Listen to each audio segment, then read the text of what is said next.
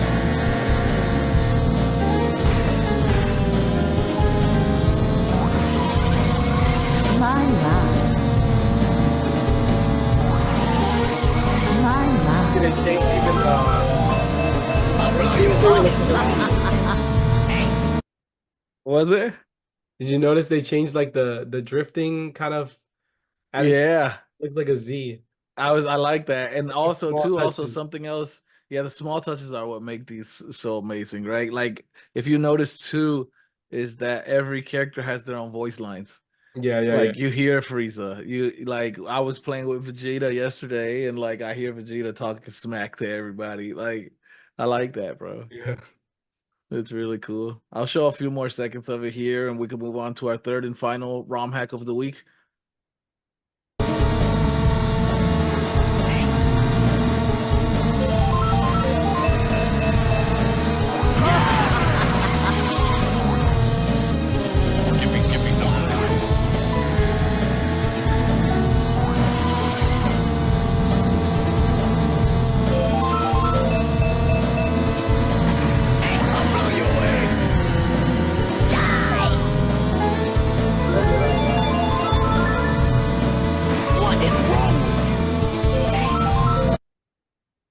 So I think we get the picture of that one, man. That one's super fun. I've gotten the opportunity to actually play it. I know you've been playing it, and I've I, enjoyed it a lot. I discovered it by accident. I came on my XU10. I was like, what is this?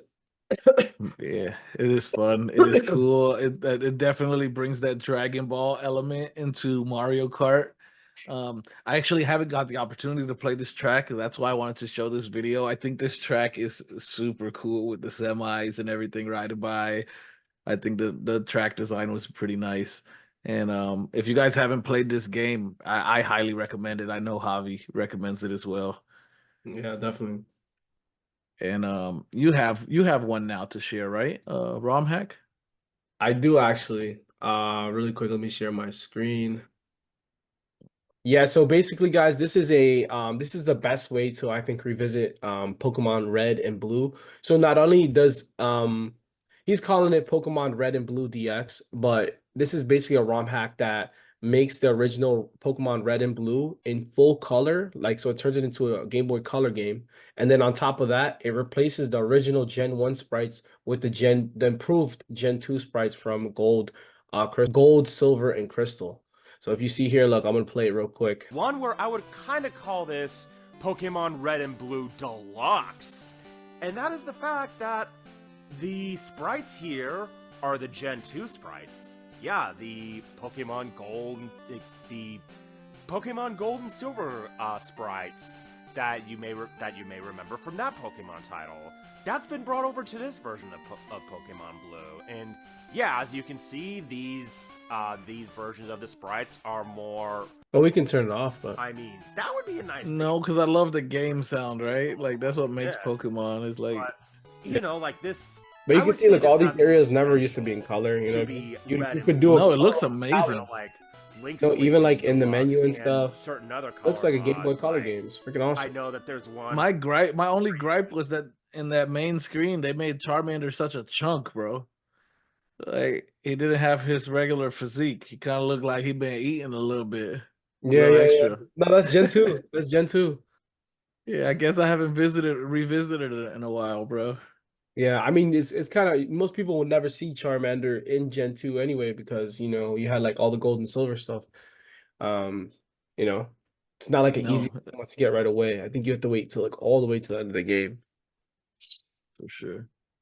And this shit And is then too, I think like a lot of these newer, like, well, not I won't say newer, but like younger gamers, like once they get back into the original generations of Pokemon and they realize like Somebody in the comments. experience share wasn't a thing, it kind of loses them, right? Or they need that one yeah. experience share hat or whatever it was we had to get, and like you could experience share with one extra Pokemon on your team, but not your whole team.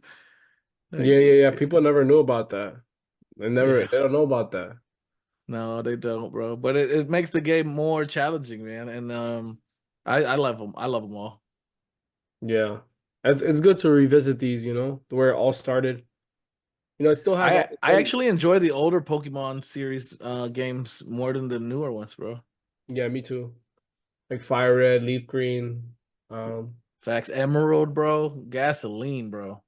yeah. Crystal's so good. We're gonna leave links for all this stuff in the description so you guys can go get that the patch for those ROMs. Yeah. Yeah, we recommend them. Try ROM hacks. If you guys are not trying ROM hacks, you're doing yourself a major misinjustice. Like, there's so many good ones. So many. I've actually spent more time recently playing ROM hacks than anything else. Well, besides our game of the week. But we'll talk about that later. First of all, let's talk Alright. about this sweet necklace. Yeah. Yeah, let's talk about this right here, this chain. This came from what's his name? What's that homeboy name? The one that makes all the Johnny what's his name, man? Johnny Dang. That shit came from Johnny Dang, cuz. Yeah. And Paul Wall, Johnny Dang and Co. Yeah, he was the guy who makes all the rappers necklaces. This is platinum. Yeah. This is a special And sapphire. Inside is all gold. Every single component inside the RG Nano is gold. Man. Fire. Fire. All right, can you see my screen? Yeah, I can see it. All right, so for this segment, we wanted to get into some of the sales that we found this week. And I think the main star of this show is the Odin Original. But as you can see, the Odin 2 has had a price cut, bringing it down to $299 from $339. The Odin Lite has also had a price cut from $237 to $199. I'd have to click on them to get into the more higher up builds of these, because these prices are for the base models. But the one that I really want you guys to focus on here is the Odin Original, because this took a price cut from $324 to $199, which is a really good deal. This is a solid handheld. And you could also get the Pro model for $249, down from $365. You want to say anything about this here, Javi? Yeah, I actually just picked up one of these myself. I'm still waiting for it in the mail, but I bought it secondhand just to save a little bit more money. But I definitely think it's a great handheld. It does have a Snapdragon 845 in it. And as you know, Snapdragon has better driver support than some of the other stuff on the market, like the Unisoc and I mean even the Retroid Pocket 4 with the Dimensity 1100. I know that has more horsepower, but if you're looking for something like Switch emulation, this may be a better choice for you. And then on top of that, it does have a 1080p display, which is really nice. It's 6 inches. It's kind of huge. So yeah, for people who like big displays, big beautiful displays, this might be the one for you, you know. Even if it's a little bit older of a device, I think it's still a good buy. It's still good Android handheld.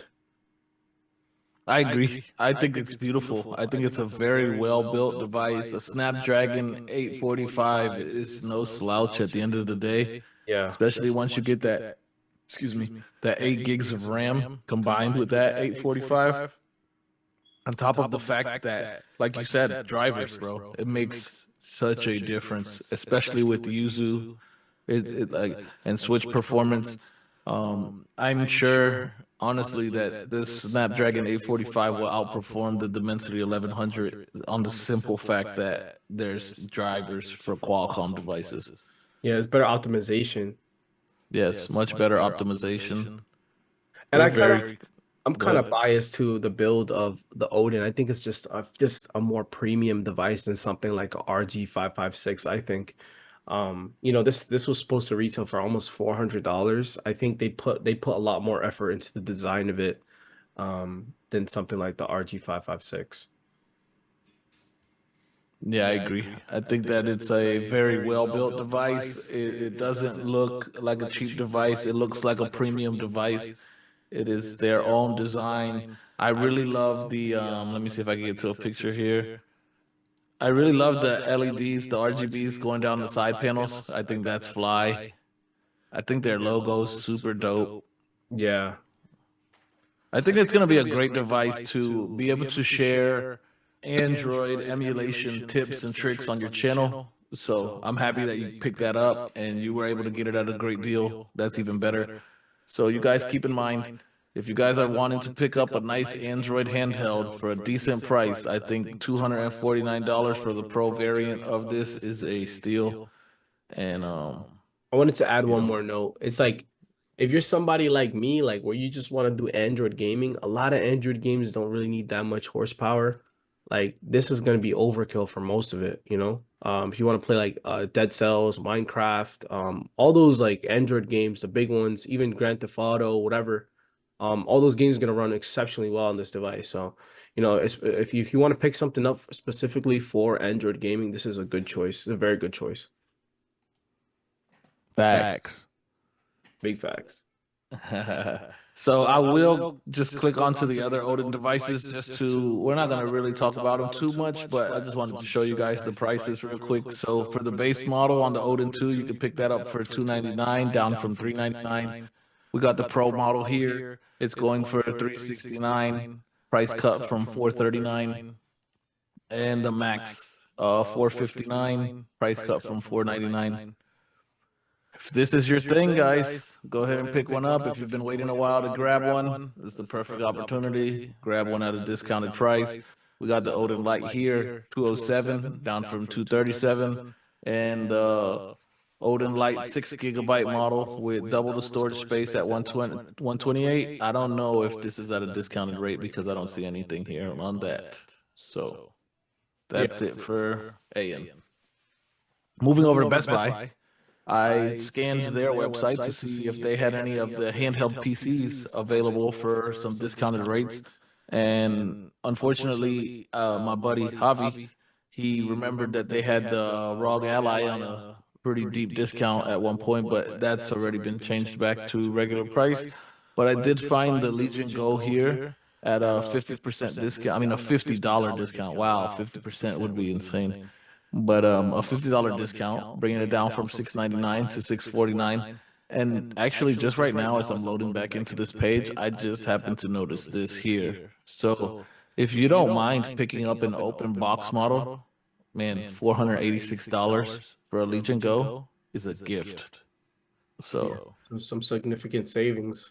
that is. And this is for the 512 gigabyte model. And if you don't mind throwing the extra $50 that you would have spent here on savings going toward the 1 TB model, you can pick up the 1 TB model right now for $699 instead of $749.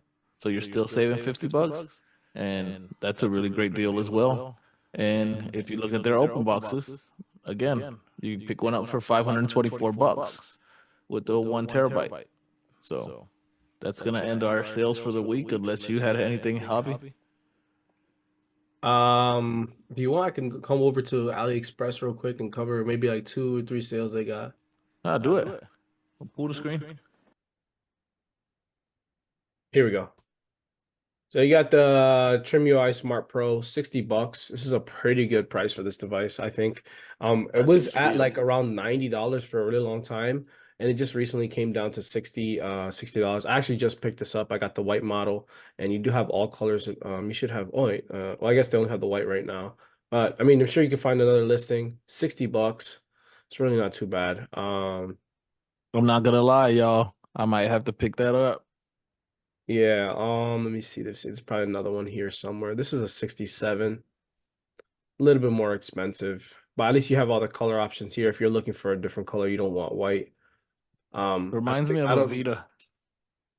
I don't think, yeah, I just picked this up. The packaging is so good on this. It's crazy. I got to do an unboxing soon. So that's one device I wanted to highlight real quick. Also wanted to highlight the XU10. It's going for $44.53 with free shipping. It's really good. You have all colors available. This is a handheld I have yet to review on the channel, but so far for me using it, I've changed the operating system on it. I have Jealous on it right now, and it's really not bad. I do want to say I picked up the white model for my brother, and I have the purple model. I think the white model looks better in person. For anybody wondering about, I have yet to see the gray, so just something I wanted to note. And also another thing about this device specifically is the orientation of the buttons is like an Xbox layout. So you have the A and the B here and the X and the Y here. So you can see like this is not ideal for Nintendo games. So all your games are going to be backwards as far as like, you know, Game Boy Color, Game Boy Advance and that stuff. The good news is you can switch it. You can take the device apart, you know, just pull it out. There's a couple things you have to do in there before you can get to the buttons, but it's relatively easy. All the buttons are interchangeable, so you can put the Y where the X is, the B where the A is, and stuff. It's no problem, and it's gonna come out great, just like I did on mine. Actually, if I actually have it right here. I have a question for you because I know a lot of people are gonna be wondering this if they have never had the opportunity to mess with one. So is the D-pad separate buttons? No, the D-pad is one unit. If you see here, well, let me turn on this light real quick. I'll give you a better. So if you press, hold on. So if you press this button, it does move the whole thing. I don't know if you can see that. So it's just I see it an a bit. aesthetic thing. It looks like it's separate, but it's not. It's one piece. It's just like even the whole thing, you take it apart, it's one piece. Okay. It's an aesthetic thing. And then you can see here, I did swap the buttons out. So I have this in the correct layout and stuff. The only thing is the plastic is a bit soft. So you will get like some lines along the edges where you're opening it. Okay. A little bit of marring. Okay. Yeah, so I would just be careful when opening it up. Use something soft like some soft plastic, getting it open. But yeah, this device, really not bad for this price. Really not bad. So it has a recommend from Hobby? Yes, it does. Okay. Sweet. I have not got the opportunity to mess with an XU10 yet, but I hear good things.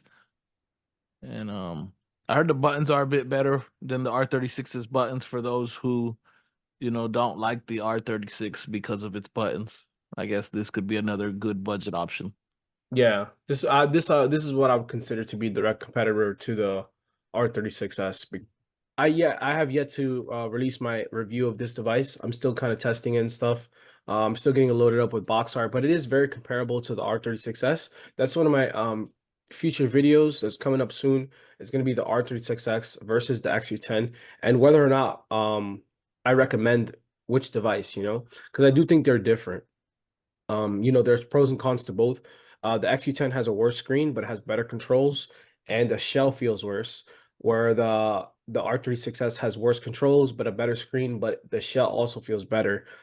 And then the battery size is bigger on the R36S, but on the XU10, and it has an accessible battery compartment. On this one, it's a non-accessible battery compartment, and the battery is smaller.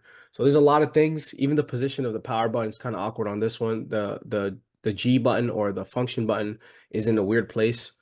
So it's just a different device, and it's something that I'm going to explore deeper in a dedicated video for you guys. But I have a if you, question really quick regarding the XU10 yeah. because I've never handled one myself. Are those buttons on the rear of the device in the picture? Yeah, those are buttons. I'll show you right now, actually. Where's my So that's the power button. I'll show you right now. Hold on. I know it's kind of harder to see because I have the purple model, but I'm gonna try to do my best so you can see it. So I just turned on this light. You can see right here I have two buttons. This is the power button right here, and this is the reset button. Hey, move your mouse over to the other side of the screen. Yeah, Yeah, this is there the we go. power, and this is the reset. It's really weird. And then on the side, this right here is the G button. So it's supposed to be like the menu button. That's something That's kind of really awkward about it. Like the way you have to use it, you have to go like this and then to whatever button to do the action, how you would do like a hotkey normally. Where on the R36S, it makes a lot more sense. It's in the center. You know what I mean? Yeah. No, You I use agree. the thumb That is a finger. little strange for button placement. And it's even Yeah, more, I mean, the function one is super strange because, like you said, you have to do button combos, right? yeah, And then even more strange is the decision to put the power button on the rear of the device as well as the reset. I've never seen that yeah. on That's any really device. weird. Really weird design choice. Um, Mm. but yeah, and you can also another thing too is also the joysticks are more close together. So I don't know how much that even helps ergonomically, but it's just something to note. Oh, they But yeah, are a bit. Is it the same height as the R36s? it's a little shorter. Okay. I think you saw if you saw my I just dropped my review today. You could see it when I put it side by side. You can see them how the joysticks are and the sizes of the devices. The R36S is a little bit bigger, and I actually personally prefer that just because it's more comfy for me. Does the XU10 have active cooling? Because I see those cutouts in the back. So I'm just curious. So when I took the device apart, you can see it's like some copper above the CPU. So I think a little bit, but it's not like a Okay, fan or anything. It's like but not like a fan. yeah, it's like Okay, a piece of copper or something, like it's just like a heat spreader. yeah, like a heat spread or something like that. Okay, and it just allows a little bit of fresh air to come through those holes. Still cool. Yeah, Nice yeah. device, especially for $44. Yeah, this is a very good price. This was like 50 to 60 to $70 for a long time. Even if I go to Amazon right now, you can find this for like $90. So I would never 45, purchase it for that price now, but for yeah. 44, And this is that's in a the W. same this is in the same bracket because it doesn't have Wi-Fi, it doesn't have Bluetooth. You know what I mean? It's like an offline 3326 device, even though this one has a 3326S. So it's supposed to be like a little bit more better. But yeah, let's just move Hey, on. some of that stuff I didn't even know till right now, bro. For real, for real. Like the button placement on the back, the function on the side. Yeah, and one cool thing too, it has the LED light indicator is actually on the side. So like if you See, see I prefer that, bro. it's right here, this is the LED light indicator. I know you can't see it that well, but this Oh man, way better. changes color. It's nice. It's cool. I like that. That's I something like that better than the one being right in your face. You know, you're holding the console right here playing, and it's like this bright ass light, especially on our clear versions of our R36s. It's like it's yeah, it's literally right. right Yeah, in your it's right in face, your bro. face at all times. Yeah. All right, so the next thing we wanted to touch on was the Miu Mini recently got an update. I believe it was yesterday to 4.3 official. I know they had a 4.3 beta out at one point, but this is now the official version. Some of the features that I wanted to touch on here. Here's the list. You guys could go ahead and read over them. I just wanted to touch on a few of them that I thought were pretty cool. And one of them was the package manager now auto selects emulators that has ROMs present on your SD card. That's pretty cool. They've added a blue light filter. They've also added a what was it? A battery monitor. A battery monitor. Yes, they added a battery monitor. They also added drastic for having game switcher work to do auto resumes because I guess that was not working prior. And they've added new cores. They've added Pico 8 support with the Explorer. That's awesome. Amazing. Screen recorder. That's a big deal. Screen recorder. They've also added the option to mute background music in the main UI.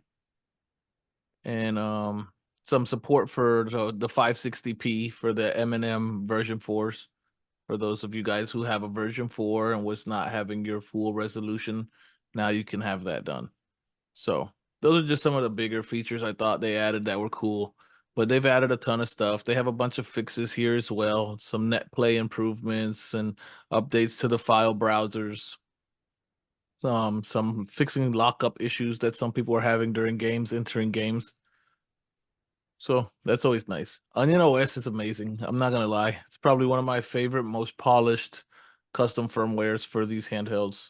They've done a lot of great work. And the easiest to install. It just got even easier. Not auto selects the emulators for ROMs present. That's a big deal for new users, you know. Yeah. Onion OS just keeps getting better and better and better. It's like amazing, amazing work these guys are doing. Yeah, and that's the cool thing about having something where it's more like open source or community sourced. As you can see here with all of these features and tweaks, they actually give credit to each person, each contributor that helped out with these features. And you can see it's not a one-man team thing. And that's what gets garlic. I mean, soup, onion to where it's at today. I mean, because garlic, from what I know, is at a major standstill. And we haven't seen anything on that. Even though I would love to see it, I would love for a nice polished garlic OS 2 to come to the Plus and H models. I don't know. We haven't seen or heard anything. Nope. The last thing we wanted to touch on was just the beauty of emulation, and how it compares to actually playing these devices in their original form, right? Like the fact that I can have, a PS1, a Genesis, a N64, a PSP, a Game Boy, Game Boy Color, Game Boy Advance, even a DS in one device is absolutely crazy. All those games, I could have them here. You know, I can even have the game manual, a complete digital copy of that game. You know, and these games are not like fake games; they're literal dumps of those games. You know, put onto these devices and just played through software, and that's kind of incredible. You know, like It's amazing. I agree. I think that just having the access to multiple systems on one device is such a game changer. You know, like you said, like literally GBA, Game Boy, Nintendo DS, PlayStation 1, Nintendo 64, depending on how powerful your hardware is, freaking GameCube, Wii, Nintendo Switch, PlayStation 2. Now you could take these games and a game that was meant to be played 4 by 3 at freaking 480p, you could upscale it well past 1080p, 1440p, 4K, depending on how strong your hardware is again. yeah, Like you could change the aspect ratio from a 4 by 3 to a full screen 16 by 9 if you don't mind a bit of stretching. If you do, then you can keep it at a 4 by 3 with a very, very sharp, crisp image. You can unlock anti-aliasing. Um, I mean, it's so much options on the table when you're emulating compared to playing on original hardware. yeah, absolutely. Um, just I go ahead, bro. Wanna? okay, I was gonna say what I was gonna say next was that another thing is though, you know, I'm not gonna take everything away from original hardware either though, because like that has its pluses, that has its conveniences. The fact like you could sit down and you could get that nostalgic feeling. You could sit down and play with a friend, pass them a controller. Two of you guys are on here just having fun, screen cheating, playing 007 GoldenEye, trying to figure out how I knew where you were so I could blast you real quick. Like that's fun, bro. That's like there'll never be times like that again. So, but at the same time, I don't miss getting up swapping discs every time I want to switch the game. I don't miss that. Like I like having the option of just switching from console to console. Like, oh man, I want to play Mario. Now I want to play God of War. Boom. Yeah, especially with that device you have behind you and on your OS with a game switcher is kind of like crazy. Um, Even the quick resume feature you have where you can just power the device down, it'll do a quick save for you. You can put it in your pocket, forget about it, and then when you're ready to play again, Yeah. you don't see features like that on a regular handheld. When you boot it up, it auto loads back to exactly where you were. That is crazy. It's That is like amazing. next level, you know, these take these experiences to new heights, you know? It really does. I agree. I think that where we're at now in emulation is it's actually, to be fair, it's way further than I ever thought we were gonna be.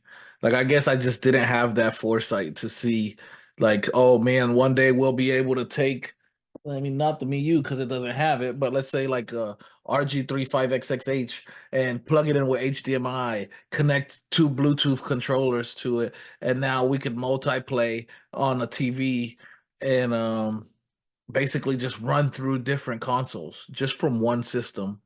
Like that's amazing, man. It's so cool. It's so fun. Also, the fact that like you said, you have all the box art, you have all the manuals. You could also download cheats if you want to use cheats, like in GTA. Now all of a sudden, I just want to have a 5-star rating without having to go through all the fuss. Just give myself a 5-star rating. Just give myself all the weapons, rocket launchers, and all this crap, and just go at it, have fun for a couple minutes, and then the cool thing with it is you could just hit the button and put it away and just, you know, just have little short sessions. You don't have to be there all day. That's cool to me. I like that I a wanted to lot. add to that real quick. Especially for like you guys that love Pokemon or my big RPG fans, you know, having fast forward, that's a huge deal. And then on top of that, touching on the cheats, right? Um, if you guys watch my Pokemon on retro handhelds video, I made sure I made a note of this that you can use ethical cheating, right? Like you can guys can give yourself unique like Pokemon experiences, like where you can give yourself like a unique starter by using a wild modifier cheat. You know, you can encounter whatever you want in the grass and then use that as your starter, you know? Sorry. So I think that's pretty amazing, you know. And then having stuff like I had just like a meme playthrough where I wanted to give myself a Lugia as my starter, you know? Like that's just fun, you know? It's just like at the end of the day, games are about having fun, you know, even if it is cheating, who cares? You know, it's fun. I mean, I think at the end of the day, right? Like if you're using cheats or whatever in a game, in a single player game where you're the only person affected by these cheats, who cares? Right? Like it's your game, you're the one playing it, you're the one enjoying it. You're not affecting anybody else. Like I highly disagree with cheating in multiplayer games, right? Like an online game, like a Call of Duty or like a GTA Online. Like to me, I don't know how else to put it. That shit's whack. That shit's super whack because you may be having a good time, but you're ruining everybody else's play session. You know, coming through with aimbot or wall hacks or all of that stuff. It's like that's not fun for everybody else. It's fun for you. So Okay, guys, so we just wanted to wrap it up here. We did want to apologize. This was supposed to come out yesterday, but me and Alex were a bit busy. You know, we're both dads and stuff. We have a lot going on. So yesterday I was really trying to get out that R36S video, and yeah, I just had my hands tied to get this podcast out. So I just wanted to give you guys an apology for not getting this out on the day it's supposed to come out. This is supposed to be a Saturday podcast, but you know, we're a little bit late today. yeah, it's cool, but I mean, you guys understand how it is. We're parents. Javi has a full-time job.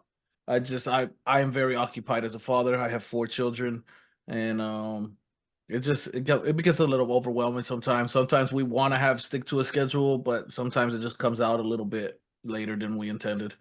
But I hope you guys can understand, and we appreciate you guys working with us as we launch this podcast. And we just look forward to sharing more information with you guys as we find it, and you guys giving us feedback. Thank you guys. Yeah, please let us know how we can improve the podcast. We've been trying to move this over. Our first podcast was done on Discord. This one we did it on Zoom. Hopefully the quality is a little bit better moving forward. So you guys, if you're watching this podcast, you can notice it's on my channel this week. As if you're new here, you haven't watched the first episode, we are flip-flopping every week. So one week the podcast will be hosted on my channel, and then the next week you want to head over to Alex's channel at Too Loud Tech. So you can catch the next episode so you don't miss any episodes. We do recommend you subscribe to both channels, you know, Hobby Play Retro and Too Loud Tech, so you guys don't miss any future podcasts. We appreciate y'all, and thank you. And remember, this is what I say on my channel, so I'm gonna say it here. You're listening to a friend. Peace. Peace out, guys.